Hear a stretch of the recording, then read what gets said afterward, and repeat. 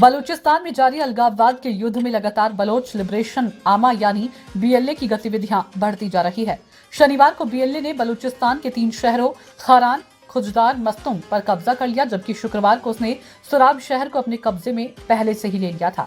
इसका मतलब है कि बलूचिस्तान की स्थानीय जनता का समर्थन बीएलए को मिल रहा है, जो पाकिस्तान से अलग होकर बलूचिस्तान राष्ट्र के रूप में अपना अस्तित्व फिर से स्थापित करना चाहते हैं।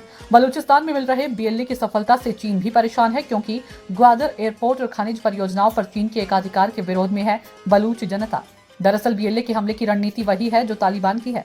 बीएलए में इस वक्त बलूचिस्तान के जितने भी राष्ट्रवादी लड़ाके सक्रिय थे, सभी मिलकर लड़ रहे हैं।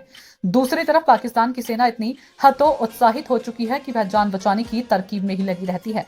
सच तो यही है कि पाकिस्तान की सेना की ट्रेनिंग गोरिल्ला वार की है ही नहीं, जबकि बीएलए ने युद्ध की इसी रणनीति को अपना रखा है। इससे हुआ यह है कि पाकिस्तान की सेना को खैबर पख्तूनख्वा यानी कीपे में भी गुरिल्ला वार का सामना करना पड़ रहा है, जहां पर तहरीके तालिबान पाकिस्तान ने उसकी नाक में दम कर रखा है और उसी रणनीति के तहत लड़ रहे बीएलए से भी मुकाबला करना पड़ रहा है, जो रेतीली और पठारी जमीन पर जहां सेना पानी के बिना प्यास से तड़पते हुए मर रही है।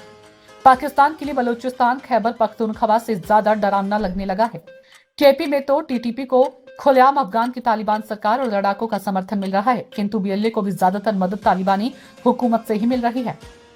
दिलचस्प बात तो यह है कि केपी को कब्जे में करने के लिए टीटीपी और अफगान तालिबान इसलिए सक्रिय है क्योंकि वे अंग्रेजों के द्वारा बनाई गई डूरंड रेखा का विरोध कर रही हैं और वह चाहते हैं कि डूरंड रेखा खत्म करके दोनों तरफ के पश्तून आबादी को एक एक कर दिया जाए। लेकिन बलूचिस्तान अपनी आजादी के लिए लड़ रहा है।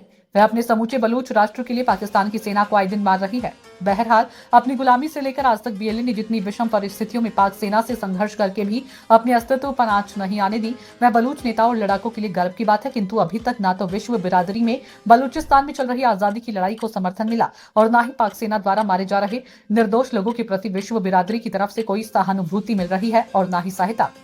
बलूच जनता पर जिस तरह निर्ममता से पाकिस्तान की सेना हमला करती है, उसको देखकर तो कोई भी यही कहेगा कि ऐसा क्रूर शैतानी सेना के देश से जितने जल्दी आजादी मिले उतना ही अच्छा है। कहने का सार तो यह है कि बलूचिस्तान में पाक सेना की निर्ममता और क्रूरता का कारण वहां की जनता के दिल और दिमाग में सेना व सरकार के प्रति घृणा भर गई है। बीएलए को लगता है कि उनका तो अस्तित्व ही दांव पर लगा है। इसलिए तथ्य सिद्ध हो चुका है कि नस्ल और राष्ट्रभाव धार्मिक एकात्मता से ज्यादा आवश्यक मानी जाती है। बांग्लादेश बांग्ला अस्मिता स्थापित करने के लिए पाकिस्तान से अलग हुआ, ठीक उसी तरह राष्ट्रवाद के लिए बलूचिस्तान राष्ट्र बनाने के रास्ते में तेजी से बढ़ रहा है। पाकिस्तान के जिहादी फील्ड मार्शल आसिम मुनीर का 2 राष्ट्रवादी नीति भी बलूचिस्तान की मुस्लिम जनता को इस्लामिक राष्ट्र पाकिस्तान में रखा पाना मुश्किल लग रहा है। इसलिए चाहे जिन्ना का द्वि राष्ट्रवाद हो या मुनीर का द्विराष्ट्रवाद, दोनों ही दूसरी बार मिथक साबित होने वाले हैं।